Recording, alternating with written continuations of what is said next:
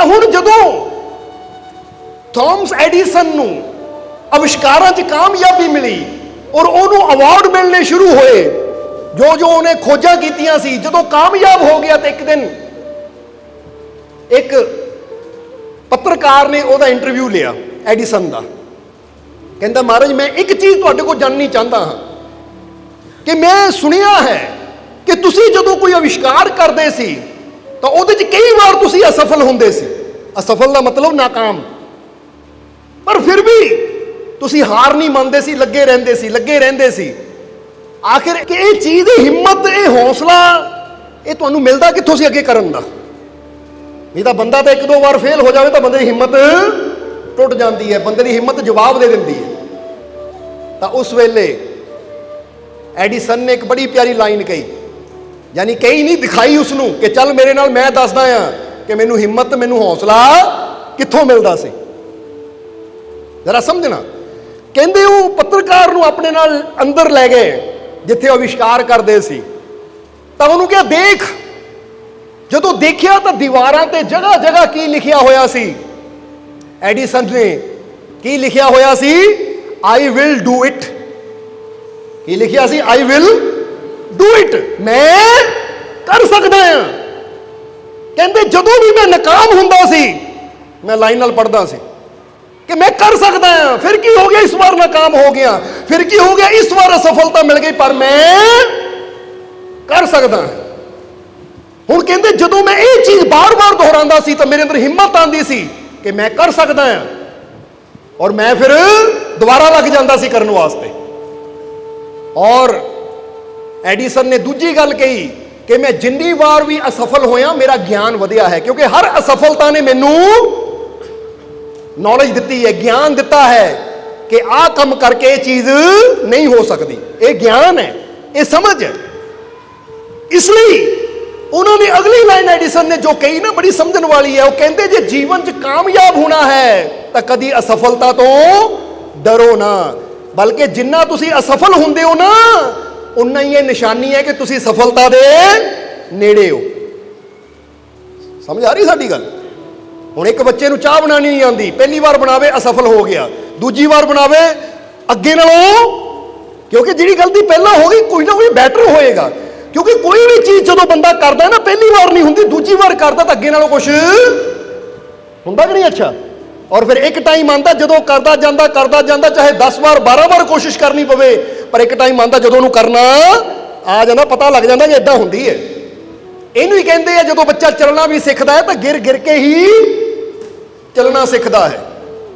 ਇਸ ਲਈ ਇੱਥੇ ਤੁਸੀਂ ਵੀ ਆਪਣੇ ਅੰਦਰ ਇਹ ਲਾਈਨ ਲਿਖ ਲਓ ਕਿ ਜਦੋਂ ਕੁਝ ਵੀ ਕਰਨਾ ਹੋਵੇ, ਸਿਮਰਨ ਕਰਨਾ ਹੋਵੇ, ਧਿਆਨ ਕਰਨਾ ਹੋਵੇ, ਕੰਮ ਤੇ ਜਾਣਾ ਹੋਵੇ, ਇੰਟਰਵਿਊ ਦੇਣੀ ਹੋਵੇ, ਪੇਪਰ ਪਾਉਣ ਜਾਣਾ ਹੋਵੇ, ਜਾਂ ਕੋਈ ਵੀ ਤੁਹਾਡਾ ਟੈਸਟ ਹੋਵੇ, ਤਾਂ ਕਦੀ ਇਹ ਨਾ ਸੋਚੋ, ਆਪਣੇ ਅੰਦਰ ਨੈਗੇਟਿਵ ਸੋਚ ਨਾ ਆਉਣ ਦਿਓ ਕਿ ਮੇਰੇ ਤੋਂ ਨਹੀਂ ਹੋਣਾ, ਮੈਂ ਨਹੀਂ ਕਰ ਸਕਦਾ, ਬਲਕਿ ਕੀ ਕਹਿਣਾ ਹੈ? ਮੈਂ ਕਰ ਸਕਦਾ ਹਾਂ। ਔਰ ਇਹਦੇ ਨਾਲ ਇੱਕ ਲਾਈਨ ਜੋੜ ਦੇਣੀ ਹੈ, ਜੇ ਕੋਈ ਪੁੱਛੇ ਕਿੱਦਾਂ ਕਰੂੰਗਾ, ਜਦ ਮੇਰਾ ਮਾਲਿਕ ਮੇਰੇ ਨਾਲ ਹੈ ਤਾਂ ਫਿਰ ਮੈਨੂੰ ਚਿੰਤਾ ਕਾਹਦੀ। ਜ਼ਰਾ ਸਮਝਣਾ ਸਾਰਿਆਂ ਨੇ। ਕਿਉਂਕਿ ਉਸੇ ਤਰ੍ਹਾਂ, ਜਿਸ ਤਰ੍ਹਾਂ ਇੱਕ ਕਹਾਣੀ ਬੜੀ ਪਿਆਰੀ ਇੱਥੇ ਯਾਦ ਆ ਗਈ ਸਾਨੂੰ ਕਿ ਨਾ, ਦੋ ਕਿਸਾਨ ਸੀ, ਦੋ ਕਿਸਾਨ। ਹੁਣ ਜਦੋਂ ਉਹ ਕਿਸਾਨਾਂ ਨੇ ਫਸਲ ਬੀਜੀ, ਸਮਾਂ ਆ ਗਿਆ, ਫਸਲ ਵੱਢ ਕੇ ਘਰ ਲੈ ਆਂਦੀ, ਯਾਨੀ ਕਣਕ ਉਹਨਾਂ ਨੇ ਖੇਤਾਂ ਚੋਂ ਫਸਲ ਵੱਢੀ ਔਰ ਘਰ ਲਿਆ ਕੇ ਢੇਰ ਲਾ ਲਿਆ। ਕਿਉਂਕਿ ਇਨਸਾਨ ਵੀ ਭਰ ਭਰ ਕੇ ਲਿਆ ਕੇ ਘਰ 'ਚ ਢੇਰ ਲਾ ਲੈਂਦਾ, ਫਿਰ ਬੋਰੀਆਂ 'ਚ ਪੈਕ ਕਰਕੇ ਮੰਡੀ ਜਾਂ ਬਾਜ਼ਾਰ ਵੇਚਦਾ ਹੈ। ਇੱਦਾਂ ਹੀ ਕਿਸਾਨਾਂ ਨੇ, ਦੋਨਾਂ ਨੇ ਫਸਲ ਵੱਢੀ ਔਰ ਘਰ ਲਿਆ ਕੇ ਦਾਣਿਆਂ ਦੇ ਢੇਰ ਲਾ ਲਏ, ਔਰ ਸੋਚਿਆ ਕਿ ਹੁਣ ਅਗਲੇ ਦਿਨ ਬੋਰੀਆਂ 'ਚ ਭਰ ਕੇ ਬਾਜ਼ਾਰ ਵੇਚਣ ਜਾਵਾਂਗੇ। ਹੁਣ ਜਦੋਂ ਦਾਣਿਆਂ ਦੇ ਢੇਰ ਘਰ 'ਚ ਲੱਗੇ, ਉਧਰ ਇੱਕ ਕਿਸਾਨ ਹੈ, ਦੂਜੇ ਪਾਸੇ ਦੂਜਾ ਕਿਸਾਨ ਹੈ। ਹੁਣ ਉਸ ਵੇਲੇ ਕੀ ਹੋਇਆ ਕਿ ਆਕਾਸ਼ ਤੇ ਕਾਲੇ ਕਾਲੇ ਬਾਦਲ ਆ ਗਏ। ਜਦੋਂ ਬਾਦਲ ਆਏ, ਚਾਰੋਂ ਪਾਸੇ ਬਾਦਲ ਛਾ ਗਏ। ਬਰਸਾਤ ਕਿਸੇ ਵੇਲੇ ਵੀ ਹੋ ਸਕਦੀ ਸੀ। ਜਦੋਂ ਪਹਿਲੇ ਕਿਸਾਨ ਨੇ ਦੇਖਿਆ ਬਾਦਲ ਆ ਗਏ ਹੈ, ਬਾਦਲ ਛਾ ਗਏ ਹੈ, ਤਾਂ ਬੜਾ ਪਰੇਸ਼ਾਨ ਹੋ ਗਿਆ ਕਿ ਜੇ ਬਾਰਿਸ਼ ਹੋ ਗਈ ਦਾਣੇ ਗਿੱਲੇ ਹੋ ਜਾਣਗੇ, ਔਰ ਜੇ ਦਾਣੇ ਗਿੱਲੇ ਹੋ ਗਏ ਮੰਡੀ ਵਿਕਣੇ ਨਹੀਂ ਹੈ, ਜੇ ਵਿਕਣਗੇ ਵੀ ਤਾਂ ਬੜੇ ਸਸਤੇ ਵਿਕਣਗੇ, ਉਹ ਭਾਅ ਨਹੀਂ ਮਿਲੇਗਾ, ਨੁਕਸਾਨ ਹੋ ਜਾਏਗਾ। ਇਸ ਲਈ ਉਹਨੇ ਜਦੋਂ ਦੇਖਿਆ ਬਾਦਲਾਂ ਨੂੰ ਤਾਂ ਹੱਥ ਜੋੜ ਕੇ ਬਹਿ ਗਿਆ, ਹੇ ਪ੍ਰਮਾਤਮਾ, ਹੇ ਪ੍ਰਭੂ, ਮੈਂ ਤੇਰੇ ਅੱਗੇ ਬੇਨਤੀ ਕਰਦਾ ਹਾਂ, ਫਰਿਆਦ ਕਰਦਾ, ਅਰਦਾਸ ਕਰਦਾ, ਬਾਰਿਸ਼ ਨਾ ਹੋਵੇ, ਕਿਰਪਾ ਕਰੀ, ਇਹ ਬਰਸਾਤ ਤੋਂ ਬਚਾ ਲੈ, ਬਰਸਾਤ ਨਾ ਹੋਵੇ ਨਹੀਂ ਤਾਂ ਮੇਰੇ ਦਾਣੇ ਖਰਾਬ ਹੋ ਜਾਣੇ। ਉਹ ਹੁਣ ਬੇਨਤੀ ਕਰਨ ਲੱਗ ਗਿਆ। ਇੱਧਰ ਦੂਜੇ ਪਾਸੇ ਦੂਜਾ ਕਿਸਾਨ ਹੈ। ਦੂਜੇ ਕਿਸਾਨ ਨੇ ਜਦੋਂ ਦੇਖਿਆ ਕਿ ਬਾਦਲ ਛਾ ਗਏ ਹੈ, ਬਰਸਾਤ ਕਿਸੇ ਵੇਲੇ ਵੀ ਸ਼ੁਰੂ ਹੋ ਸਕਦੀ ਹੈ, ਦੌੜ ਕੇ ਗਿਆ ਆਪਣੇ ਅੰਦਰ ਔਰ ਅੰਦਰੋਂ ਜਾ ਕੇ ਤਰਪਾਲ ਲਿਆਂਦੀ। ਉਹ ਤਰਪਾਲ ਲਿਆਂਦੀ ਔਰ ਦਾਣਿਆਂ ਦੇ ਉੱਪਰ ਦੇ ਦਿੱਤੀ। ਦਾਣਿਆਂ ਉੱਪਰ ਦੇ ਕੇ ਆਲੇ ਦੁਆਲੇ ਪੱਥਰ ਇੱਟਾਂ ਰੱਖ ਦਿੱਤੀਆਂ ਤਾਂ ਕਿ ਹਵਾ ਨਾ ਉੜੇ ਨਾ।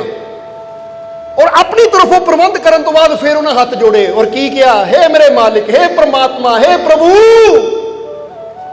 ਜਿੰਨਾ ਮੈਂ ਕਰ ਸਕਦਾ ਸੀ ਉਨਾ ਮੈਂ ਕਰ ਲਿਆ ਹੈ।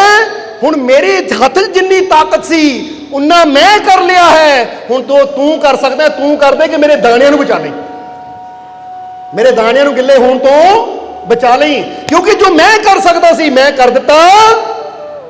ਹੁਣ ਤਾਂ ਤੇਰੀ ਵਾਰੀ ਹੈ, ਹੁਣ ਤੂੰ ਬਚਾਣਾ ਹੈ। ਜ਼ਰਾ ਸਮਝਣਾ ਸਾਰਿਆਂ ਨੇ। ਹੁਣ ਫਿਰ ਕੀ ਹੋਇਆ? ਇੱਕ ਪਾਸੇ ਇੱਕ ਕਿਸਾਨ ਹੈ, ਉਹ ਦੁਆਵਾਂ ਹੀ ਕਰ ਰਿਹਾ, ਫਰਿਆਦਾਂ ਹੀ ਕਰ ਰਿਹਾ ਹੈ, ਤਾਂ ਦੂਜੇ ਪਾਸੇ ਦੂਜੇ ਨੇ ਪਹਿਲਾਂ ਤਰਪਾਲ ਦੇ ਦਿੱਤੀ, ਪੱਥਰ ਰੱਖ ਦਿੱਤੇ ਔਰ ਫਿਰ ਆਪਣੇ ਮਾਲਿਕ ਅੱਗੇ ਅਰਦਾਸ ਕੀਤੀ ਕਿ ਐ ਮਾਲਿਕ, ਐ ਪ੍ਰਮਾਤਮਾ, ਐ ਪ੍ਰਭੂ, ਜਿੰਨੀ ਕਿ ਮੈਨੂੰ ਤੂੰ ਸੋਚੀ ਦਿੱਤੀ ਹੈ ਉਨਾ ਕੁ ਮੈਂ ਕਰ ਦਿੱਤਾ ਹੈ, ਬਾਕੀ ਤੂੰ ਰਹਿਮਤ ਕਰਨੀ ਹੈ, ਤੂੰ ਕਿਰਪਾ ਕਰਨੀ ਹੈ, ਤੂੰ ਮਿਹਰ ਕਰਨੀ ਹੈ, ਕਿਉਂਕਿ ਮਿਹਨਤ ਮੇਰੀ ਤਾਂ ਰਹਿਮਤ ਤੇਰੀ, ਫੇਰ ਹੀ ਇਹ ਮੇਰੀ ਫਸਲ ਬਚ ਸਕਦੀ ਹੈ। ਹੁਣ ਜਰਾ ਸੋਚਣਾ ਕੀ ਹੋਇਆ। ਅੱਧੀ ਰਾਤ ਨੂੰ ਬਰਸਾਤ ਹੋਈ। ਜਦੋਂ ਬਰਸਾਤ ਹੋਈ ਤਾਂ ਜਿਹਨੇ ਕੋਈ ਪ੍ਰਬੰਧ ਨਹੀਂ ਕੀਤਾ ਸੀ, ਬਸ ਹੱਥ ਜੋੜ ਕੇ ਬੈਠਾ ਸੀ, ਉਹਦੇ ਦਾਣੇ ਭਿੱਜ ਗਏ। ਜਦੋਂ ਦਾਣੇ ਭਿੱਜੇ ਉਹਨਾਂ ਪਤਾ ਕੀ ਕਿਹਾ, ਹੈ ਨਹੀਂ ਕੋਈ ਰੱਬ, ਮੈਂ ਇੰਨੀਆਂ ਫਰਿਆਦਾਂ ਕੀਤੀਆਂ, ਇੰਨੀਆਂ ਅਰਦਾਸਾਂ ਕੀਤੀਆਂ, ਹੈ ਨਹੀਂ ਕੋਈ ਰੱਬ। ਜੇ ਰੱਬ ਹੁੰਦਾ ਮੇਰੀ ਸੁਣਦਾ ਨਾ, ਜੇ ਰੱਬ ਹੁੰਦਾ ਤਾਂ ਮੇਰੇ ਤੇ ਕਿਰਪਾ ਨਾ ਕਰਦਾ, ਜੇ ਰੱਬ ਹੁੰਦਾ ਤਾਂ ਫਿਰ ਬਰਸਾਤ ਕਿਉਂ ਹੁੰਦੀ? ਇਸ ਲਈ ਹੈ ਨਹੀਂ ਕੋਈ ਰੱਬ। ਉਹਦਾ ਵਿਸ਼ਵਾਸ ਟੁੱਟ ਗਿਆ। ਔਰ ਦੂਜੇ ਪਾਸੇ ਦੂਜਾ ਕਿਸਾਨ ਅੰਦਰ ਬੈਠਾ ਬੜਾ ਖੁਸ਼ ਹੈ, ਕਿਉਂਕਿ ਬਰਸਾਤ ਪੈ ਤਾਂ ਰਹੀ ਹੈ ਪਰ ਉਹ ਰੱਬ ਦੀ ਇੰਨੀ ਮਿਹਰ ਹੈ, ਰੱਬ ਦੀ ਇੰਨੀ ਰਹਿਮਤ ਹੈ ਕਿ ਹਵਾ ਜਿਹੜੀ ਚੱਲਦੀ ਹੈ ਨਾ ਉਹ ਪਾਣੀ ਨੂੰ ਨਾਲ ਨਾਲ ਬਾਹਰ ਵੀ ਕੱਢੀ ਜਾਂਦੀ, ਉਹਦੇ ਦਾਣਿਆਂ ਵੱਲ ਆ ਹੀ ਨਹੀਂ ਰਿਹਾ।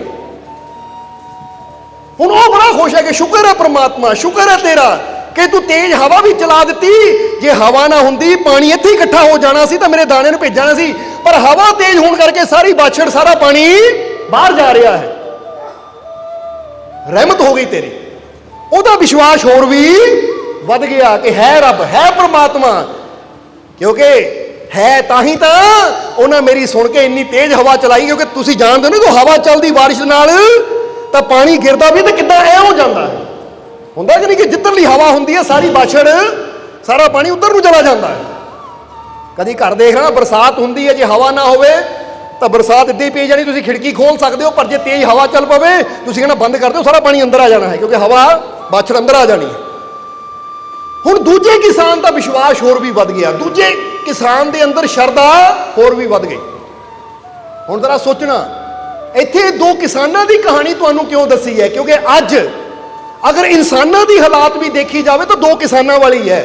ਇੱਕ ਤਾਂ ਉਹ ਹੈ ਜਿਹੜੇ ਆਪ ਕੋਸ਼ਿਸ਼ ਕਰਦੇ ਨਹੀਂ ਹੈ, ਆਪ ਮਿਹਨਤ ਕਰਦੇ ਨਹੀਂ ਹੈ। ਹੁਣ ਤੁਹਾਨੂੰ ਕੋਈ ਚੀਜ਼ ਚਾਹੀਦੀ ਹੈ, ਤੁਸੀਂ ਘਰ ਬੈਠੇ ਗਏ ਜੋ ਹੋਏ, ਰੱਬਾ ਆਹ ਚੀਜ਼ ਚਾਹੀਦੀ ਦੇ ਦੇ, ਆਹ ਚੀਜ਼ ਚਾਹੀਦੀ ਦੇ ਦੇ, ਤਾਂ ਘਰ ਬੈਠੇ ਬੇਨਤੀਆਂ ਕਰੀ ਜਾਂਦੇ। ਜਦੋਂ ਨਹੀਂ ਮਿਲਣੀ ਫੇਰ ਕੀ ਕਹਿਣਾ, ਲੈ ਰੱਬ ਤੋਂ ਮੰਗਿਆ ਸੀ ਮਿਲੀ ਤਾਂ ਹੈ ਨਹੀਂ। ਹੁਣ ਫਰਜ਼ ਕਰੋ ਕਿਸੇ ਨੂੰ ਨੌਕਰੀ ਚਾਹੀਦੀ ਹੈ, ਸਮਝਦੇ ਹੋ ਕਿ ਨਹੀਂ, ਉਦਾਹਰਨ ਦੇ ਰਹੇ ਆ, ਕਿਸੇ ਨੂੰ ਨੌਕਰੀ ਚਾਹੀਦੀ ਹੈ, ਉਹ ਘਰ ਬੈਠਾ ਹੀ ਸਵੇਰੇ ਸ਼ਾਮ, ਰੱਬਾ ਕਰ ਦੇ ਕਿਰਪਾ ਮੈਨੂੰ ਨੌਕਰੀ ਦੇ ਦੇ, ਰੱਬਾ ਕਰ ਦੇ ਕਿਰਪਾ ਮੈਨੂੰ ਨੌਕਰੀ ਦੇ ਦੇ, ਮੈਨੂੰ ਚੰਗੀ ਨੌਕਰੀ ਮਿਲ ਜਾਵੇ। ਤਾਂ ਹੁਣ ਨੌਕਰੀ ਨੇ ਆਪ ਚੱਲ ਕੇ ਆਣਾ, ਦਰਵਾਜ਼ਾ ਖੜਕਾਣਾ, ਭਾਈ ਆ ਗਈ ਆ ਮੈਂ, ਲੈ ਲੈ। ਏਦਾਂ ਨਹੀਂ ਨੌਕਰੀ, ਜਵਾਬ ਦਿਓ ਸਾਨੂੰ। ਹੁਣ ਉਹਨੂੰ ਕੀ ਕਰਨਾ ਚਾਹੀਦਾ ਹੈ? ਮੈਂ ਰੱਬ ਅੱਗੇ ਅਰਦਾਸ ਕਰਾਂ ਤਾਂ ਨਾਲ ਨਾਲ ਆਪ ਹਰ ਜਗ੍ਹਾ ਐਪਲੀਕੇਸ਼ਨ ਦੇਵਾਂ, ਹਰ ਜਗ੍ਹਾ ਆਪਣਾ ਰਿਜ਼ਿਊਮ ਦੇਵਾਂ, ਹਰ ਜਗ੍ਹਾ ਮੈਂ ਆਪ ਜਾ ਕੇ ਲੱਭਣ ਦੀ ਕੋਸ਼ਿਸ਼ ਕਰਾਂ। ਮੇਰੀ ਮਿਹਨਤ ਹੈ ਤਾਂ ਰੱਬ ਦੀ ਰਹਿਮਤ ਹੋਈ ਤਾਂ ਮੈਨੂੰ ਚੰਗੀ ਨੌਕਰੀ ਵੀ ਮਿਲ ਜਾਣੀ ਹੈ, ਕਿਉਂਕਿ ਕੋਸ਼ਿਸ਼ ਆਪ ਵੀ ਕਰਨੀ ਪੈਂਦੀ ਹੈ। ਸਮਝ ਆ ਰਹੀ ਹੈ ਸਾਡੀ ਗੱਲ? ਇਸ ਲਈ ਕੋਈ ਵੀ ਚੀਜ਼ ਹੈ ਨਾ, ਇੱਥੇ ਇਹ ਗੱਲ ਹਮੇਸ਼ਾ ਯਾਦ ਰੱਖਣਾ ਕਿ ਜੇ ਅਸੀਂ ਸਿਰਫ ਇਹੀ ਕਰੀਏ ਕਿ ਬੈਠੇ ਬੈਠੇ ਕਹੀਏ ਰੱਬਾ ਤੂੰ ਹੀ ਕਰ, ਤਾਂ ਰੱਬ ਸਭ ਕੁਝ ਕਰ ਸਕਦਾ ਹੈ। ਫਿਰ ਤਾਂ ਉਹੀ ਗੱਲ ਹੋ ਗਈ, ਕੋਈ ਕਿਸਾਨ ਕਵੇ, ਕੀ ਕਵੇ ਕਿਸਾਨ, ਕਿ ਰੱਬਾ आ मेरी 10 किले जमीन है, कृपा कर दे फसल उगा दे, फसल उगा दे, फसल उगा दे, उग जाएगी। वो किसान नूं रब ने भी हसना है, वो भरावा, वो भाई, वो मेरे बच्चे, जे तू फसल चाहना तो पहला जाके हल वाह, दाना बो, फिर मैं इन्नी कृपा करूंगा कि तेरियां अरदासां दे विच वो ताकत भर दूंगा कि जिथे बाकियां दी फसल थोड़ी होएगी तेरी ज्यादा होएगी। पर पहला मेहनत बीज तो तैनूं ही बोना पैना है, नहीं तो किंजां दे बीज धरती जाते हैं तो वह बीज सड़ जाते हैं, वो फसल वो हो ही नहीं पाती जिहड़ी कि उन्होंने फायदा देने वाली होवे। पर जदों इंसान अपनी मेहनत के नाल नाल अपने मालिक के अगे अरदास करता है तो फिर उन्होंने फल भी रब जरूर दिंदा है। ये उसी तरह कि तुहाडी गड्डी फसी हुई है तो तुसी बैठे कर रहे हो, ये रब्बा गड्डी कढ़ दे, ये रब्बा गड्डी कढ़ दे, निकल जानी है। हाँ, जदों तुसी भी कोशिश करोगे, नाल नाल अरदास करोगे तो फिर हो सकता बड़े तो बड़े टोए चों भी वो गड्डी निकल जाए, क्योंकि तुहाडी मेहनत नाल हुण ओहदी रहमत जुड़ गई है। इसलिए इंसान नूं परमात्मा ने ऐसी समझ दी है, वो अकल दी है, जरा गौर करना। पर कई बार ऐसी देखिया है कि इंसान वो अकल वो समझ का सही इस्तेमाल करता ही नहीं है, समझते हो कि नहीं। इसलिए इत्थे सब तो पहली गल तो सानू समझनी है पैनी है, अपने अंदर ये चीज़ बिठानी पैनी है कि मैं अपने आप को चैक करा। जिदा पहले दसिया कि मेरे दिमाग अंदर हर वेले किहड़े विचार बन रहे हैं, मेरे विश्वास को तोड़न वाले बन रहे हैं, मेरे विश्वास को घटाने वाले बन रहे हैं, मेरे विश्वास को कच्चा करने वाले बन रहे हैं, या मेरे अंदर वो विचार है जो मेरे विश्वास को होर बढ़ा रहे हैं, जो मेरे विश्वास को होर पक्का कर रहे हैं, जो मेरी हिम्मत को, मेरे हौसले को बढ़ाने वाले विचार है ना। ये समझ लो ये तुहाडे दिमाग की फैक्ट्री च वो चीज़ बन रही है जो तुहाडे वास्ते फायदेमंद है, क्योंकि तुहाडा हौसला बढ़ा रहे हैं। तो जे हर वेले अंदर डर वाले विचार चल रहे हैं, कुछ हो ना जाए, कोई नुकसान ना हो जाए, तो यह मतलब है मेरे दिमाग रूपी फैक्ट्री च वो बन रहा है जो मेरे वास्ते नुकसानदायक है। ये गल हमेशा याद रखना। सो तुसी एक चलती फिरदी फैक्ट्री हो विचारां दी, बस इहदा तुसी ध्यान रखना है हर वेले कि मेरे फैक्ट्री दे विच विचार नैगेटिव बनते हैं या पॉजिटिव बनते हैं। जे पॉजिटिव विचार होणगे, विश्वास, प्रेम, भरोसे, यकीन वाले विचार होणगे, तो समझ लो ये तुहाडे अच्छे विचार, ये विश्वास के विचार तुहानूं बहुत अगे लै जाणगे, तुहाडे जीवन में खुशियां ना भर देणगे। तो जे हर वेले बैठे तुसी बुरा ही सोचते रहे अपना भी और बुरा ही सोचते रहे दुनिया का भी, तो फिर जीवन च कदी तुसी कामयाब नहीं हो सकते। समझते हो कि नहीं। क्योंकि हजूर गौस पीरा ने पीर ने 5 चीज़ां कहियां सी कि ये 5 चीज़ां है जिहड़ियां सानू रब दीयां रहमतां तो, बरकतां तो, खुशियां तो दूर कर दिंदियां हैं। 5 चीज़ां, इसलिए उन्होंने कहा सी बचो इस तो। हुण जरा समझ लो 5 चीज़ां किहड़ियां हैं। हजूर गौस पीरा ने पीर जनाब दस्तगीर अपने सेवकां नूं समझाते हैं कि अगर ये 5 चीज़ां तुहाडे जीवन च है तो तुहाडे जीवन चों खुशियां दूर हो जाणगियां, तुसी रब दी रहमत तो दूर हो जाओगे, तुसी कामयाबी, सफलता, सुख, शांति तो दूर हो जाओगे।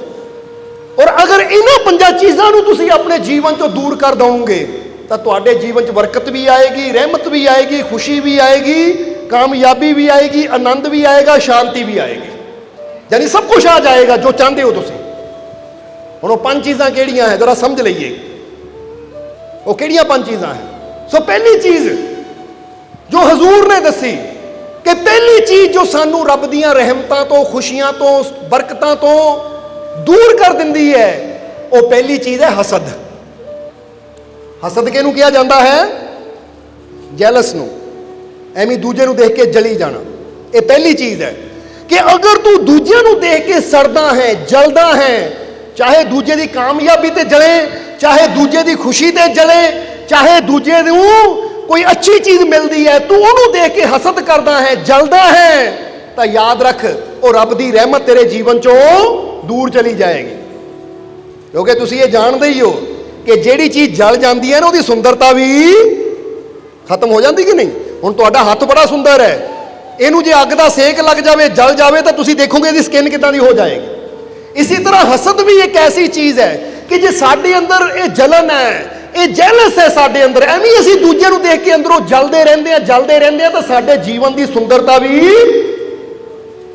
ਕਹਿ ਦਿਓ ਖਤਮ ਹੋ ਜਾਂਦੀ ਹੈ, ਸਾਡੇ ਜੀਵਨ ਦੀ ਸੁੰਦਰਤਾ ਵੀ ਦੂਰ ਹੋ ਜਾਂਦੀ ਹੈ। ਔਰ ਦੂਸਰੀ ਚੀਜ਼ ਕਿ ਜਿਹੜੀ ਚੀਜ਼ ਨੂੰ ਦੇਖ ਕੇ ਅਸੀਂ ਜਲਦੇ ਆ, ਹਸਦ ਕਰਦੇ ਆ, ਫਿਰ ਉਹ ਚੀਜ਼ ਸਾਡੇ ਜੀਵਨ 'ਚ ਕਦੀ ਸਾਨੂੰ ਨਹੀਂ ਮਿਲਦੀ। ਇਹ ਗੱਲ ਪੱਕੀ ਹੈ, ਯਾਦ ਰੱਖਣਾ। ਜੇ ਤੁਸੀਂ ਕਿਸੇ ਦੀ ਤਰੱਕੀ ਨੂੰ ਦੇਖ ਕੇ ਸੜਦੇ ਹੋ ਤਾਂ ਤੁਸੀਂ ਕਦੀ ਤਰੱਕੀ ਨਹੀਂ ਜੀਵਨ 'ਚ ਕਰ ਹੀ ਨਹੀਂ ਪਾਓਗੇ। ਜੇ ਤੁਸੀਂ ਕਿਸੇ ਨੂੰ ਕਾਮਯਾਬ ਹੁੰਦਾ ਦੇਖ ਕੇ ਸੜਦੇ ਹੋ ਤਾਂ ਤੁਹਾਨੂੰ ਜ਼ਿੰਦਗੀ 'ਚ ਕਦੀ ਕਾਮਯਾਬੀ ਨਹੀਂ ਮਿਲੇਗੀ। ਕਾਰਨ ਕੀ ਹੈ? ਕਾਰਨ ਕੀ ਹੈ? ਇਹਦਾ ਕਾਰਨ ਇਹ ਹੈ ਕਿਉਂਕਿ ਕੁਦਰਤ ਦੇਖਦੀ ਹੈ, ਉਹ ਪ੍ਰਮਾਤਮਾ ਦੇਖਦਾ ਹੈ ਕਿ ਅਗਰ ਇਹ ਦੂਜੇ ਦੇ ਕੋਲ ਇਹ ਚੀਜ਼ ਹੈ, ਉਹਨੂੰ ਦੇਖ ਕੇ ਸੜ ਰਿਹਾ ਹੈ, ਤਾਂ ਇਹਨੂੰ ਇਹ ਚੀਜ਼ ਜ਼ਿੰਦਗੀ 'ਚ ਕਦੀ ਮੈਂ ਨਹੀਂ ਦੇਣੀ। ਕਿਉਂਕਿ ਜੇ ਦੂਜੇ ਦੇ ਕੋਲ ਹੈ ਤਾਂ ਇੰਨਾ ਸੜ ਰਿਹਾ, ਤਾਂ ਜਦੋਂ ਇਹਨੂੰ ਮਿਲੇਗੀ ਤਾਂ ਇਹਦਾ ਕੀ ਬਣੇਗਾ? ਇਸ ਲਈ ਰੱਬ ਉਹ ਚੀਜ਼ ਸਾਨੂੰ ਕਦੀ ਦਿੰਦਾ ਨਹੀਂ ਹੈ। ਇਹ ਗੱਲ ਯਾਦ ਰੱਖਣਾ ਹਮੇਸ਼ਾ। ਇਸ ਲਈ ਸਭ ਤੋਂ ਪਹਿਲਾਂ ਤੁਸੀਂ ਆਪਣੇ ਆਪ ਨੂੰ ਚੈੱਕ ਕਰਨਾ ਕਿ ਪਹਿਲੀ ਕਮੀ ਮੇਰੇ ਅੰਦਰ ਤਾਂ ਨਹੀਂ ਗਈ। ਅਗਰ ਮੇਰੇ ਅੰਦਰ ਹੈ, ਹੁਣ ਫਰਜ਼ ਕਰੋ ਇੱਥੇ ਇਹਨੂੰ ਇਦਾਂ ਉਦਾਹਰਨ ਦੇ ਕੇ ਸਮਝੇ ਕਿ ਕਾਰ ਜਾ ਰਹੀ ਹੈ, ਜੇ ਤੁਸੀਂ ਉਹ ਗੱਡੀ ਨੂੰ ਦੇਖ ਕੇ ਸੜਦੇ ਹੋ ਕਿ ਲੈ ਗੱਡੀ ਦੇਖ ਲੈ ਦੇਖੋ, ਹੈ ਐਵੇਂ ਸੜੀ ਜਾਂਦੇ ਹੋ। ਉਹਦੀ ਚੀਜ਼ ਨੂੰ ਦੇਖ ਕੇ ਤੁਸੀਂ ਸੜਦੇ ਹੋ ਤਾਂ ਜ਼ਿੰਦਗੀ 'ਚ ਕਦੀ ਉਹ ਚੀਜ਼ ਤੱਕ ਤੁਸੀਂ ਨਹੀਂ ਪਹੁੰਚੋਗੇ। ਪਰ ਅਗਰ ਤੁਸੀਂ ਇਹ ਗੱਲ ਕਹਿੰਦੇ ਹੋ ਉਹਦੀ ਗੱਡੀ ਨੂੰ ਦੇਖ ਕੇ ਕਿੰਨੀ ਸੋਹਣੀ ਗੱਡੀ ਹੈ ਜਾਂ ਕਿੰਨਾ ਸੋਹਣਾ ਘਰ ਹੈ, ਸ਼ੁਕਰ ਹੈ ਉਹ ਰੱਬ ਦਾ, ਔਰ ਮੈਨੂੰ ਆਪਣੇ ਰੱਬ ਤੇ ਪੂਰਾ ਯਕੀਨ ਹੈ ਕਿ ਜਿਹੜਾ ਇਹਨੂੰ ਗੱਡੀ ਦੇ ਸਕਦਾ, ਇਹਨੂੰ ਘਰ ਦੇ ਸਕਦਾ, ਮੈਨੂੰ ਵੀ ਜ਼ਰੂਰ ਦੇਵੇਗਾ। ਕਿਉਂਕਿ ਉਸੇ ਤਰ੍ਹਾਂ ਹੈ ਜਿਸ ਦਾ ਬੰਦਾ ਕਹਿੰਦਾ ਨਾ, ਜੇ ਪੇੜ ਤੋਂ ਇਹਨੂੰ ਫਲ ਮਿਲ ਸਕਦਾ ਹੈ, ਉਹ ਪੇੜ ਤੱਕ ਮੈਂ ਪਹੁੰਚਾ, ਮੈਨੂੰ ਵੀ ਫਲ ਜ਼ਰੂਰ ਮਿਲੇਗਾ। ਜਿਹੜੀ ਨਦੀ ਇਹਦੀ ਪਿਆਸ ਬੁਝਾ ਸਕਦੀ ਹੈ, ਉਹ ਨਦੀ ਮੇਰੀ ਪਿਆਸ ਵੀ ਜ਼ਰੂਰ ਬੁਝਾ ਸਕਦੀ ਹੈ। ਇਸ ਲਈ ਜਦੋਂ ਕਿਸੇ ਦਾ ਘਰ ਬਣਦਾ ਦੇਖੋ, ਜਦੋਂ ਕਿਸੇ ਨੂੰ ਖੁਸ਼ ਦੇਖੋ, ਤਾਂ ਉਸ ਲਈ ਉਹਦੇ ਵਾਸਤੇ ਕੀ ਕਿਹਾ ਕਰੋ? ਗੋਡ ਬਲੈਸ ਯੂ, ਪ੍ਰਮਾਤਮਾ ਤੈਨੂੰ ਖੁਸ਼ੀਆਂ ਦੇਵੇ, ਕਾਮਯਾਬੀ ਦੇਵੇ, ਔਰ ਮੇਰਾ ਰੱਬ ਕਿੰਨਾ ਬੇਅੰਤ ਹੈ। ਔਰ ਆਪਣੇ ਅੰਦਰ ਉਸ ਲਈ ਗੱਲ ਕਹੋ ਕਿ ਜੇ ਮੇਰਾ ਰੱਬ ਇਹਨੂੰ ਇੰਨੀ ਤਰੱਕੀ ਦੇ ਸਕਦਾ, ਖੁਸ਼ੀਆਂ ਦੇ ਸਕਦਾ, ਘਰ ਦੇ ਸਕਦਾ, ਤਾਂ ਮੈਨੂੰ ਵੀ ਜ਼ਰੂਰ ਦੇਵੇਗਾ। ਕਿਉਂਕਿ ਮੇਰਾ ਰੱਬ ਸਭ ਨੂੰ ਦੇਣ ਵਾਲਾ ਹੈ, ਉਹ ਰਾਜ਼ਕ ਹੈ। ਰਾਜ਼ਕ ਦਾ ਮਤਲਬ ਜੋ ਸਭ ਨੂੰ ਰਿਜ਼ਕ ਦੇਣ ਵਾਲਾ ਹੈ। ਕਿਉਂਕਿ ਖਲਕਤ ਹੈ ਔਰ ਉਹਨੂੰ ਖਾਲਿਕ ਕਿਹਾ ਗਿਆ ਹੈ, ਜੋ ਸਾਰੀ ਖਲਕਤ ਨੂੰ ਚਲਾ ਰਿਹਾ ਹੈ। ਜਦੋਂ ਤੁਸੀਂ ਹਸਦ ਦੀ ਬਜਾਏ ਸ਼ੁਕਰ ਕਰਦੇ ਹੋ ਤਾਂ ਤੁਸੀਂ ਰੱਬ ਦੀ ਰਹਿਮਤ ਦੇ ਨੇੜੇ ਹੋ ਜਾਂਦੇ ਹੋ। ਇਸ ਲਈ ਸਿਰਫ ਆਪਣੀਆਂ ਦਾਤਾਂ ਵਾਸਤੇ ਸ਼ੁਕਰ ਨਾ ਕਰੋ, ਬਲਕਿ ਦੂਜੇ ਦੀਆਂ ਦਾਤਾਂ ਦੇਖ ਕੇ ਵੀ ਉਹਦਾ ਸ਼ੁਕਰ ਕਰੋ ਕਿ ਸ਼ੁਕਰ ਹੈ। ਸਮਝਦੇ ਹੋ ਕਿ ਨਹੀਂ? ਕਿਉਂਕਿ ਕਹਿੰਦੇ ਨੇ ਇੱਕ ਫਕੀਰ ਜਾ ਰਹੇ ਸੀ, ਦੇਖਿਆ ਕਿ ਇੱਕ ਘਰ 'ਚ ਬਾਜੇ ਵੱਜ ਰਹੇ ਹੈ, ਬੱਚਾ ਹੋਇਆ, ਉਹਦੀ ਖੁਸ਼ੀ 'ਚ ਬਾਜੇ ਵੱਜ ਰਹੇ ਹੈ। ਫਕੀਰਾਂ ਨੇ ਹੱਥ ਜੋੜੇ, ਸ਼ੁਕਰ ਹੈ, ਕਿੰਨਾ ਬੇਅੰਤ ਹੈ ਮੇਰਾ ਮਾਲਿਕ, ਮੇਰਾ ਰੱਬ ਕਿੰਨਾ ਬੇਅੰਤ ਹੈ, ਸਭ ਨੂੰ ਖੁਸ਼ੀਆਂ ਦੇਣ ਵਾਲਾ ਹੈ, ਮਾਲਿਕ ਇਹਨਾਂ ਨੂੰ ਹੋਰ ਖੁਸ਼ੀ ਦੇ, ਕਹਿ ਕੇ ਅੱਗੇ ਚਲੇ ਗਏ। ਅੱਗੇ ਇੱਕ ਘਰ ਬਣ ਰਿਹਾ ਸੀ, ਫਕੀਰਾਂ ਨੇ ਉੱਥੇ ਦੇਖ ਕੇ ਕਿਹਾ ਕਿੰਨਾ ਬੇਅੰਤ ਹੈ ਮੇਰਾ ਮਾਲਿਕ, ਇਹਨਾਂ ਨੂੰ ਕਿੰਨੀ ਤਰੱਕੀ ਦੇ ਰਿਹਾ ਹੈ, ਕਾਮਯਾਬੀ ਦੇ ਰਿਹਾ ਹੈ, ਮਾਲਿਕ ਇਹਨਾਂ ਨੂੰ ਹੋਰ ਕਾਮਯਾਬੀ ਦੇ, ਵਾਕਿਆ ਤੂੰ ਸਭ ਨੂੰ ਖੁਸ਼ੀਆਂ ਦੇਣ ਵਾਲਾ, ਇਹਨਾਂ ਨੂੰ ਹੋਰ ਖੁਸ਼ੀ ਦੇ। ਉਹ ਇਦਾਂ ਜਿਹਨੂੰ ਵੀ ਦੇਖਦੇ ਸੀ ਉਹ ਸਭ ਨੂੰ ਖੁਸ਼ੀ ਦੀਆਂ ਦੁਆਵਾਂ ਦਿੰਦੇ ਸੀ। ਤਾਂ ਹੁਣ ਜ਼ਰਾ ਤੁਸੀਂ ਸੋਚੋ, ਉਹ ਫਕੀਰ ਪਤਾ ਕਿਹੜੇ ਸੀ? ਉਹ ਫਕੀਰ ਸੀ ਹਜ਼ਰਤ ਨਿਜ਼ਾਮੁਦੀਨ ਔਲੀਆ। ਔਰ ਫਿਰ ਪ੍ਰਮਾਤਮਾ ਨੇ ਜਦੋਂ ਉਹਨਾਂ ਨੇ ਦੂਜਿਆਂ ਦਾ ਸ਼ੁਕਰ ਮੰਗਿਆ, ਦੂਜਿਆਂ ਵਾਸਤੇ ਅੱਛਾਈ ਮੰਗੀ, ਤਾਂ ਇੱਕ ਸਮਾਂ ਉਹ ਸੀ ਨਿਜ਼ਾਮੁਦੀਨ ਔਲੀਆ ਦਾ ਕਿ ਜਦੋਂ ਹਾਲਾਤ ਇਦਾਂ ਦੇ ਸੀ ਕਿ ਖਾਣ ਨੂੰ ਭੋਜਨ ਵੀ ਨਹੀਂ ਮਿਲਦਾ ਸੀ। ਔਰ ਫਿਰ ਜਦੋਂ ਦੂਜਿਆਂ ਦਾ ਸ਼ੁਕਰ ਕਰਦੇ ਗਏ ਤਾਂ ਇੱਕ ਹਾਲਾਤ ਉਹ ਆ ਗਏ ਕਿ ਜਦੋਂ ਉਹਨਾਂ ਦੇ ਘੋੜੇ ਵੀ ਬੰਨੇ ਜਾਂਦੇ ਸੀ ਨਾ, ਤਾਂ ਕਹਿੰਦੇ ਜਿਹਨਾਂ ਕਿੱਲਿਆਂ ਨਾਲ ਹਜ਼ਰਤ ਨਿਜ਼ਾਮੁਦੀਨ ਔਲੀਆ ਦੇ ਘੋੜੇ ਬੰਨੇ ਜਾਂਦੇ ਸੀ ਉਹ ਵੀ ਸੋਨੇ ਦੇ ਸੀ। ਇੰਨਾ ਰੱਬ ਨੇ ਦਿੱਤਾ ਉਹਨਾਂ ਨੂੰ। ਔਰ ਇਹ ਗੱਲ ਯਾਦ ਰੱਖੋ, ਹੁਣ ਕਈ ਵਾਰ ਬੰਦਾ ਕਹਿੰਦਾ ਕਮਾਲ ਦੀ ਗੱਲ ਹੈ, ਫਕੀਰਾਂ ਕੋ ਸੋਨੇ ਦੇ ਸੀ। ਜ਼ਰਾ ਸਮਝਣਾ ਸਾਰਿਆਂ ਨੇ, ਫਕੀਰ ਆਪਣੇ ਘੋੜੇ ਨੂੰ ਸੋਨੇ ਦੇ ਕਿੱਲੇ ਨਾਲ ਬੰਨ੍ਹਦੇ ਸੀ। ਤਾਂ ਇੱਥੇ ਉਹਨਾਂ ਨੂੰ ਇੱਕ ਸਵਾਲ ਪੁੱਛਣਾ ਚਾਹਾਂਗੇ ਕਿ ਇੱਕ ਬੰਦਾ ਵੋਟਾਂ ਲੈ ਕੇ ਪਾਸ ਹੋ ਜਾਂਦਾ, ਜਿੱਤ ਜਾਂਦਾ, ਉਹਨੂੰ ਗੱਡੀ ਕਿਹਦੇ ਵੱਲੋਂ ਮਿਲਦੀ ਹੈ? ਸਰਕਾਰ ਵੱਲੋਂ ਮਿਲਦੀ ਹੈ ਕਿ ਨਹੀਂ? ਕਿ ਲੈ ਵੀ ਇਹ ਪਾਰਟੀ ਦਾ ਮੈਂਬਰ ਸੀ, ਜਿੱਤ ਗਿਆ। ਹੁਣ ਜਿਹੜੀ ਸਰਕਾਰ ਦਾ ਮੈਂਬਰ ਹੁੰਦਾ ਨਾ, ਉਹ ਜਿਹਦਾ ਬਣਿਆ ਹੁੰਦਾ ਹੈ, ਜਿੱਤਿਆ ਹੁੰਦਾ, ਤਾਂ ਉਹ ਸਰਕਾਰ ਉਹਨੂੰ ਗੱਡੀ ਵੀ ਦਿੰਦੀ, ਉਹਦੇ ਖਰਚੇ ਵੀ ਪੂਰੇ ਕਰਦੀ ਹੈ। ਹੁਣ ਜੇ ਇਸ ਸਰਕਾਰ ਦਾ ਬੰਦਾ ਹੋ ਗਿਆ, ਉਹ ਗੱਡੀ ਦੇ ਸਕਦੀ ਹੈ, ਤਾਂ ਜਦੋਂ ਉਸ ਸਰਕਾਰ ਦਾ ਹੋ ਜਾਏਗਾ ਤਾਂ ਉਹ ਕੀ ਕੁਝ ਦੇਵੇਗਾ? ਫਿਰ ਜਰਾ ਸੋਚੋ, ਕਿਉਂਕਿ ਸਾਰੇ ਖਜ਼ਾਨੇ ਤਾਂ ਉਹਦੇ ਹੱਥ 'ਚ ਹੈ। ਔਰ ਜਿੱਡੀ ਵੱਡੀ ਕੰਪਨੀ ਨਾਲ ਬੰਦਾ ਜੁੜਿਆ ਹੋਵੇ ਨਾ, ਕੰਪਨੀ ਫੈਸਿਲਿਟੀ ਵੀ ਉਨੀ ਬੜੀ ਦਿੰਦੀ ਹੈ ਉਹਨੂੰ। ਤਾਂ ਜਦੋਂ ਬੰਦਾ ਜੁੜੀ ਉਹ ਕੰਪਨੀ ਨਾਲ ਗਿਆ ਜੋ ਸਾਰੇ ਬ੍ਰਹਿਮੰਡ ਨੂੰ ਚਲਾਉਣ ਵਾਲੀ ਹੈ, ਉਹ ਪ੍ਰਮਾਤਮਾ ਨਾਲ, ਪ੍ਰਭੂ ਨਾਲ, ਜਿਹਨੂੰ ਕਿਹਾ ਗਿਆ ਹੈ ਸਭ ਸੁਖਦਾਤਾ ਰਾਮ ਹੈ। ਹੁਣ ਕਈ ਕਹਿੰਦੇ ਨਾ ਇਹ ਸੰਤ ਫਕੀਰ ਇੰਨੇ ਸੁੱਖਾਂ 'ਚ ਰਹਿੰਦੇ ਆ, ਉਹ ਭਾਈ ਗੁਰਬਾਣੀ ਦੱਸਦੀ ਹੈ ਕਿ ਸਾਰਿਆਂ ਸੁੱਖਾਂ ਦਾ ਦਾਤਾ ਉਹ ਰਾਮ ਹੈ। ਹੁਣ ਜਦੋਂ ਸੰਤ ਉਹ ਫਕੀਰ ਹੋਈ ਰਾਮ ਦੇ ਗਏ ਤਾਂ ਰਾਮ ਨੇ ਖੁਸ਼ੀਆਂ ਤਾਂ ਦੇਣੀਆਂ ਹੀ ਹੈ। ਤਾਂ ਜੇ ਸੰਤ ਵਿਚਾਰੇ ਦਰ ਦਰ ਧੱਕੇ ਖਾਂਦੇ ਫਿਰਨ ਤਾਂ ਇਹਦਾ ਮਤਲਬ ਫਿਰ ਸ਼ਬਦ ਹੀ ਝੂਠੇ ਹੈ, ਕਿਉਂਕਿ ਜਿਹੜਾ ਰਾਮ ਦਾ ਹੋ ਗਿਆ ਉਹ ਸਰਕਾਰ ਦਾ ਹੋ ਗਿਆ। ਜੇ ਉਹਨੂੰ ਇੱਜ਼ਤ ਨਾ ਮਿਲੀ, ਉਹਨੂੰ ਪਿਆਰ ਨਾ ਮਿਲੀ, ਉਹਦੀਆਂ ਸ਼ਾਨਾਂ ਉੱਚੀਆਂ ਨਾ ਹੋਈਆਂ ਤੇ ਇਹਦਾ ਮਤਲਬ ਫਿਰ ਉਹ ਸਰਕਾਰ ਵੀ ਨੀਵੀਂ ਹੈ। ਕਿਉਂਕਿ ਸਰਕਾਰ ਦਾ ਪਤਾ ਕਿੱਥੋਂ ਲੱਗਦਾ ਹੈ? ਉਹ ਜਿੰਨੀ ਸ਼ਾਨਾਂ ਵਾਲੀ ਹੋਵੇ ਨਾ, ਜਦੋਂ ਕੋਈ ਉਹਦੇ ਨਾਲ ਜੁੜ ਜਾਂਦਾ ਹੈ, ਉਹਦੀਆਂ ਸ਼ਾਨਾਂ ਇੰਨੀਆਂ ਉੱਚੀਆਂ ਹੋ ਜਾਂਦੀਆਂ, ਫਿਰ ਪਤਾ ਲੱਗਦਾ ਭਾਈ ਇਹ ਕਿਹੜੀ ਸਰਕਾਰ ਦਾ ਮੈਂਬਰ ਹੈ। ਸਮਝ ਆ ਰਹੀ ਹੈ ਸਾਡੀ ਗੱਲ? ਇਸ ਲਈ ਤਾਂ ਹੀ ਤਾਂ ਬਾਬਾ ਫਰੀਦ ਨੇ ਕਿਹਾ ਆਪ ਸਵਾਰੇ ਮੈਂ ਮਿਲੇ, ਮੈਂ ਮਿਲਿਆ ਸੁਖ ਹੋਏ। ਉਹ ਫਰੀਦਾ ਜੇ ਤੂੰ ਮੇਰਾ ਹੋ ਲਵੇਂ ਸਭ ਜਗ ਤੇਰਾ ਹੋਏ। ਇਹ ਤਾਂ ਹੁਣ ਗੁਰੂਆਂ ਰਹਿਬਰਾਂ ਦੇ ਵਚਨ ਹੈ, ਫਕੀਰਾਂ ਦੇ ਵਚਨ ਹੈ ਕਿ ਰੱਬ ਵੀ ਕਹਿੰਦਾ ਹੈ ਤੂੰ ਭਾਈ ਮੇਰਾ ਹੋ ਤਾਂ ਮੈਂ ਪੂਰਾ ਜਗ ਤੇਰਾ ਕਰ ਦੂੰ, ਕੋਈ ਕਮੀ ਨਹੀਂ ਛੱਡੂਗਾ ਮੈਂ। ਜਦੋਂ ਰੱਬ ਦੇਣਾ ਸ਼ੁਰੂ ਕਰਦਾ ਹੈ ਤਾਂ ਫਿਰ ਉਹ ਫਕੀਰ, ਜਿੱਦਾਂ ਦੱਸਿਆ ਹਜ਼ਰਤ ਨਿਜ਼ਾਮੁਦੀਨ ਔਲੀਆ ਨੂੰ ਇੰਨਾ ਦਿੱਤਾ, ਕਹਿੰਦੇ ਨਾ ਇਹ ਖੂੰਟਾ ਜਿਹਦੇ ਨਾਲ ਮੱਝ ਵੱਜੀ ਜਾਂਦੀ ਹੈ, ਘੋੜਾ ਵੱਜਿਆ ਜਾਂਦਾ ਹੈ, ਉਹ ਕਿੱਲਾ ਵੀ ਕਾਹਦਾ ਸੀ? ਸੋਨੇ ਦਾ। ਜਰਾ ਸਮਝਣਾ ਸਾਰਿਆਂ ਨੇ।